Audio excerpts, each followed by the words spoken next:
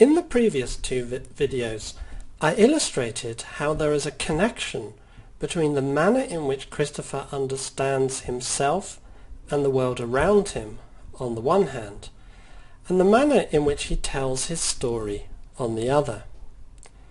Now I think it's fair to say that the majority of readers do find that Christopher is a truthful narrator, and that the story he tells does feel quite real in a very substantial sense.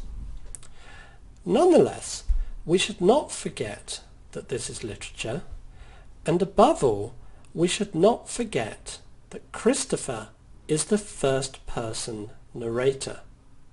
We have a personal pronoun I who tells us the story, and this is important because it means that everything we see through Christopher's eyes, and everything we are told by Christopher. We don't have someone else moving around informing us of whether what Christopher says is true or not, or whether things he says happen or not, and so on. Now, it's important to pay attention to the narrator no matter which story we are reading. There is always a narrator, even if it isn't a first-person narrator. It could be told from the third person, like John Cheever's The Swimmer is, for example. And we always need to interrogate this narrator to a certain degree. And above all, a primary question we ask is this a reliable or an unreliable narrator? Can we trust everything they tell us? Now, it's important to note that an unreliable narrator is not necessarily someone who is deceitful or untruthful.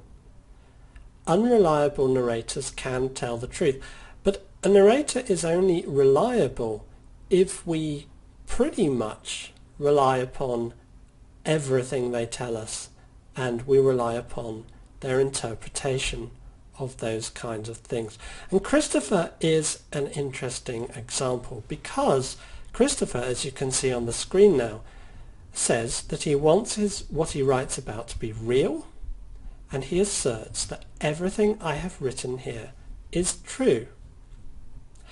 And again, I think many readers would accept these claims. They would accept that Christopher is here telling the truth about pretty much everything. There is a qualification though, because I think just as many readers would feel Christopher is telling the truth as he sees it. And we may have a feeling that though he's truthful, he may not be entirely reliable. Things may not necessarily mean what he tells us they mean. And when we get this sense of a narrator, when there's something about the narrator that makes us think, all right, I need to be a little bit cautious about what they're telling us. I may not share exactly what they say.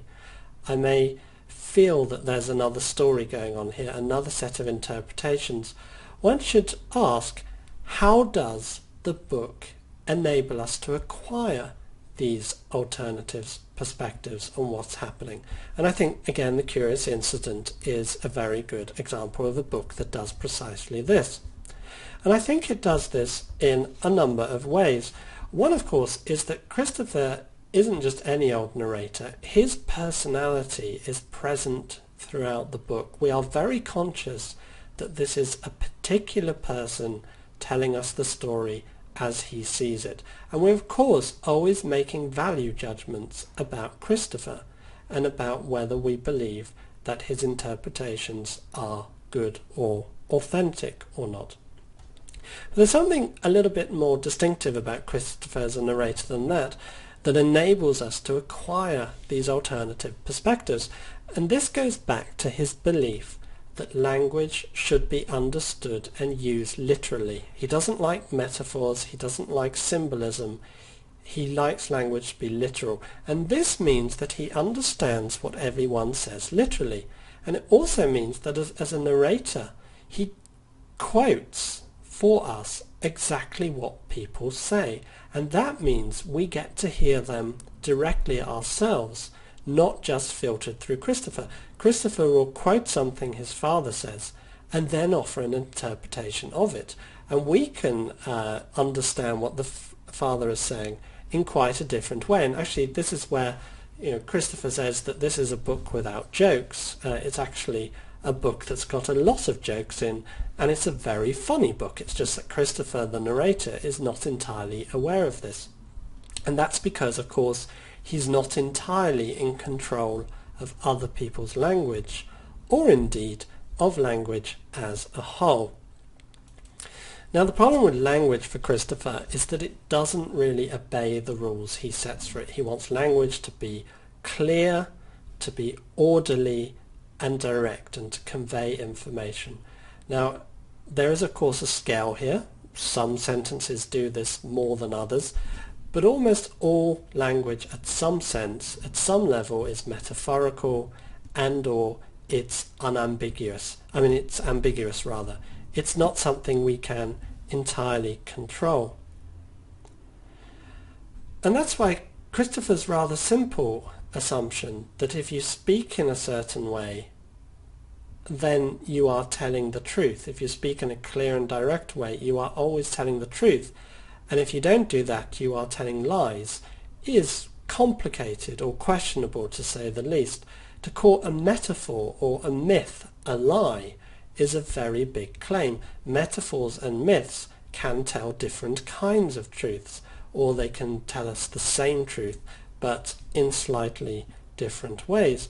We may not accept either, for instance, Christopher's belief that truth is something out there and objective. We can also believe that truth is subjective. There can be different truths for different people. There can be different truths in different circumstances.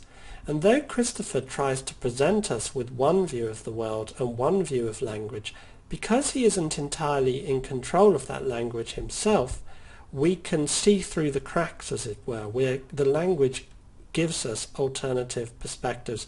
As I said, he will quote other people, tell us what they mean, but we can listen to what the other people say and interpret them in different ways, in a manner that can make us think that Christopher actually on occasion is mistaken, and from that point of view is untruthful. And I think this is a book that not only then presents us with a particular view of the world, a particular language for describing it, but it also invites us to question that worldview and to see its inadequacies. There are many ways that it does it, but I think, for example, the figure of the father is one of them. Now, we may not agree, we may not approve of the fact that the father pretended that Christopher's mother had died and had hidden her letters from him, but I think we can understand his situation. We can understand why telling the truth, following Christopher's rules, isn't always easy, isn't always true to human life. You can see a quotation on the screen now from page 150 where the father says, "Okay, maybe I don't tell the truth all the time. God knows I try, Christopher, God knows I do. But life is difficult, you know. It's bloody hard telling the truth all the time. Sometimes it's impossible." I think we can feel a kind of sympathy with this, that actually Christopher's worldview is restrictive and doesn't always respond to the world we live in, or the way we feel or wish to express ourselves. So this goes back to what I said in the written part of the lesson then, that the way a narrative is written, the language it uses, the word order, the kind of sentence structure, it all accords with a particular worldview. And Christopher uses language in a way that corresponds with his notion of how nature is, but also how he works as a person. But even as it's doing this, novels or narratives can get us to think about what is the equation here? Is this something that we can accept? Do we accept the worldview? Do we accept the forms of language and storytelling that are used to uphold this kind of understanding or approach? So we need to look at the narrator, but we need to look at the narrative more broadly.